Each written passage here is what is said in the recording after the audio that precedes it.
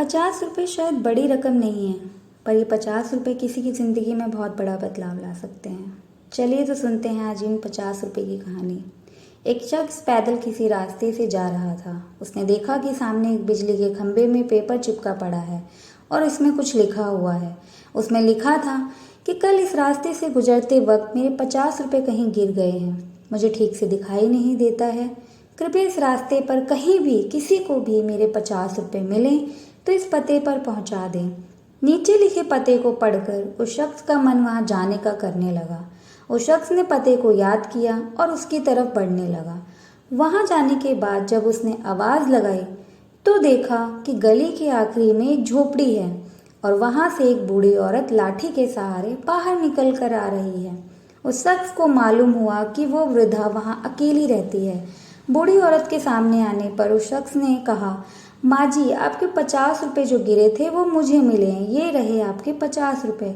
उस शख्स की बात सुनकर औरत रोने लगी और कहा, बेटा, कल से अब तक करीब 20-25 लोग मुझे ₹50 देकर जा चुके हैं। बेटा, मुझे ठीक से दिखाई नहीं देता, मुझे पढ़ना लिखना भी नहीं आता है। न जाने किसने मेरी हालत देखकर मेरी मदद के लिए ऐसा किया है। उस शख्स के बहुत कहने पर उस बूढ़ी औरत ने उससे ₹50 तो ले लिए, लेकिन उस शख्स से विनती करते हुए कहा कि बेटा, जाते वक्त वो संदेश जरूर फाड़ कर फेंक देना।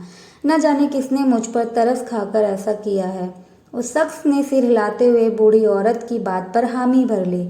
थोड़ी दूर जाने के बाद वो शख्स सोचने लगा कि आखिर मुझसे पहले आए उन 20-25 लोगों को भी तो बूढ़ी औरत ने वो संदेश फाड़ने को कहा होगा, लेकिन किसी ने उसे अब तक फाड़ा नहीं, तो फिर मैं कैसे उसे फाड़ दूं। उस शख्स के मन में उस व्यक्ति के लिए बहुत ही आदर का भाव आ रहा था जिसने बूढ़ी औरत की सेवा के लिए इस तरीके को ढूंढा।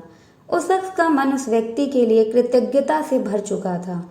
फिर क्या था, उस शख्स ने भी बिजली के खंभे में लगे संदेश को वैसे ही रहने दिया। दोस्तों, इस कहानी से हमें यही सीख मिलती है कि हमारे मन में सिर्फ कर्म करने की इच्छा होनी चाहिए। मदद के तो अनेकों तरीके हैं।